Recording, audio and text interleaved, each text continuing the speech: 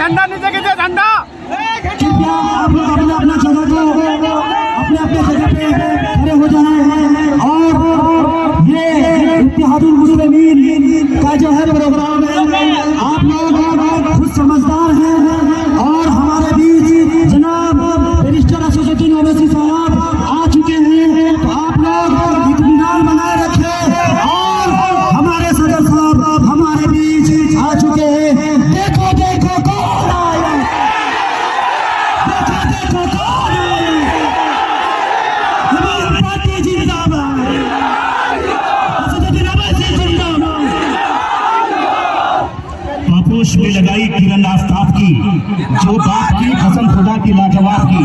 देखिए सल्तनत सियासत के शहंशाह बैरिस्टर असदुद्दीन ओवैसी तशरीफ ला चुके हैं और उनके साथ मालेगांव के पंचायत एमएलए मौलाना इस्माइल कासमी साहब तशरीफ ला चुके हैं। आप को शांति बनाइए। आस्थान और सुकर्जन के सपोर्ट में मौलाना इस्माइल कासमी साहब माइक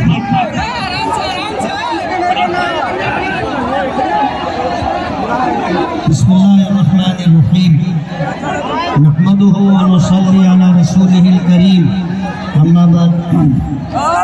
कभी कांग्रेस में थे और उनके कारनामों की वजह से कांग्रेस छोड़ करके आज मजलिस इत्तेहादुल मुस्लिमीन के उम्मीदवार आफ्ताब आलम का साथ देने के लिए कंचन दास साहब हमारे स्टेज पर हैं। आप सभी हजरात से मैं ये कहना चाहूँगा कि बिहार का इलेक्शन है और इस इलेक्शन में सीमांचल की आवाम को इंसाफ मिले, सीमांचल की आवाम को उनका हक मिले। मजलिस इत्तेहादुल मुस्लिमीन के कौमी सदर बैरिस्टर असदुद्दीन ओवैसी साहब ने सिर्फ ईमानी रिश्ते की बुनियाद पर क्या भी ला इलाहा इल्लल्लाह मुहम्मदुर रसूलुल्लाह को मानने वाले हैं। तेरा मेरा रिश्ता क्या, तेरा मेरा रिश्ता क्या। हैदराबाद से एक दीवाना उठता है, सीमांचल से उसको क्या लेना देना, लेकिन आपके साथ जो नाइंसाफी हो रही है और मुल्क के कानून, मुल्क के दस्तूर और संविधान ने आपको जो हक दिया है, आप बिहार में राज करने वाले 25-25, 30-30 साल से इक़्तिदार की कुर्सी पर बैठ करके उन्होंने आपको क्या दिया।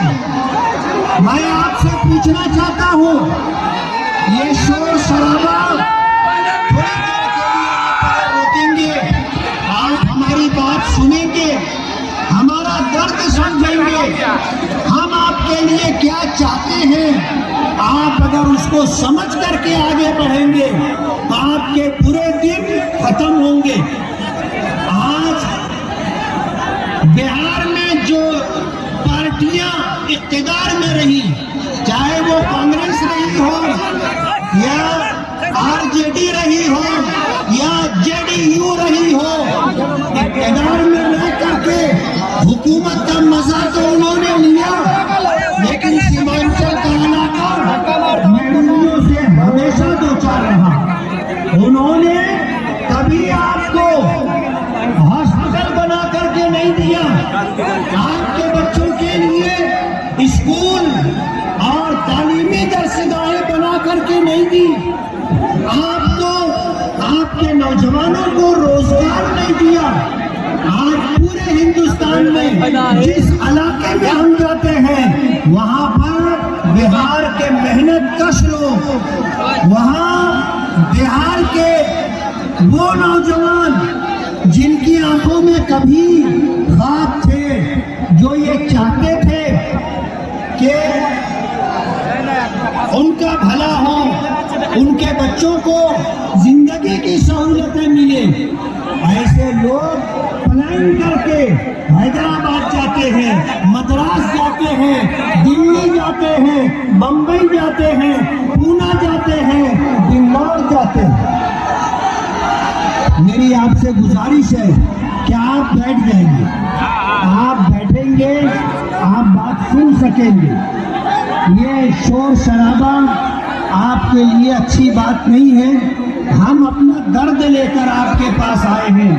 मजलिस इत्तेहादुल मुस्लिमीन का एक दीवाना जो आपके हक के लिए पार्लियामेंट में दहाड़ता है, जो आपके हक के लिए सीमांचल की गरीब आवाम के लिए इंसाफ मिले इस बात की कोशिश करता है, जो वक्फ के काले कानून के खिलाफ पार्लियामेंट में आवाज बुलंद करता है, वक्फ के काले कानून का जो बिल था उसे फाड़ता है।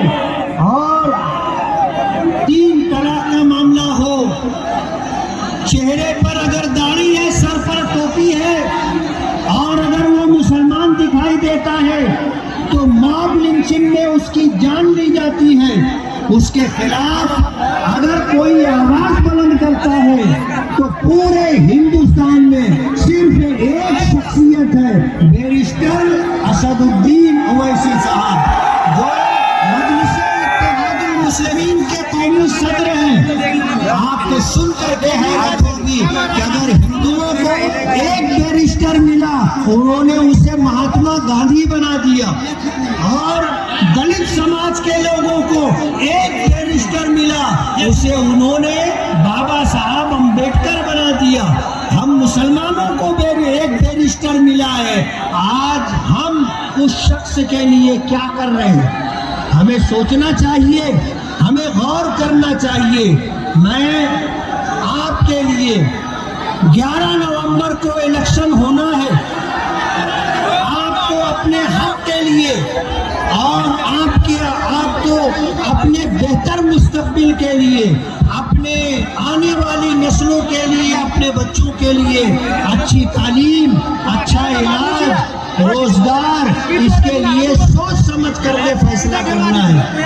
आज मैं आपसे ये गुजारिश करता हूँ, आपसे मैं ये चाहता हूँ कि आप हमारी बात संजीदगी से सुने।